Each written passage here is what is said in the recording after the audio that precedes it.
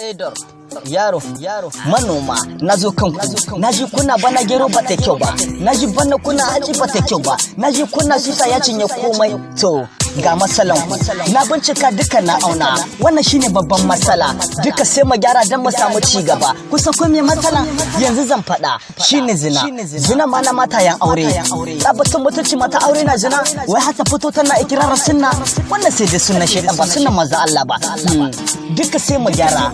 Matayen aure ke kama mutuncinki, kuna ganin ana tattallace cikin ƙasa amma ko sacewa zub da mutunci ne, muje ki wata ƙarya kwana gida ba abin da zai baki balle ki ci, amma mutuncin shi shine zaki je ki sayarwa wani katon banza ya amfani da ke waje ya baki kuɗi, wata ƙilba kuɗi kawai don biyan bukata ne, dan ki gashi talaka maskini bawan Allah shine zaki dinga zina a gari, wallahi sai mu gyara. Lokaci ko sabo cewa yake da mu, babu lokaci ba dan manzo Allah ba, wallahi da tuni duka an shafe mu.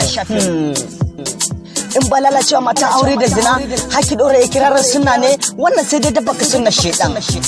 Na kare ni dai jawabi ne kawai kenan, dan lafina ne ma kana ya ishe ni, amma dole ne in faɗa. Kar ku damu wallahi Allah yi ku da mutunci, ku ne fa wanda manzo Allah yake butukan ku aifi yara dan yi alfahari da su, to ina alfahari yake da wannan yara, babu alfahari a cikin wannan al'umma, babu tarbiya a cikin wannan al'umma. Kalila su ne masu tsoron Allah, kaɗan su ne masu tsoron Allah, matasa shaye-shaye biyan mata, ‘yan mata biyan maza duka mu lalace, ta ina za mu samu ci gaba cikin ƙasa. Kowa shi ne yi da ɗan uwan shi, Bahaushe shi ne nake kira kan shi, da sauran musulmi duniya sai mu gyara. Wallahi zinan mata aure na ɓata tsari gaba ɗaya, duka sai mu gyara, wannan matsalan kowa ne. Na kare ni da jawabi ne kawai kaina. Sunana Edor ɗan yaro mai tsokaci.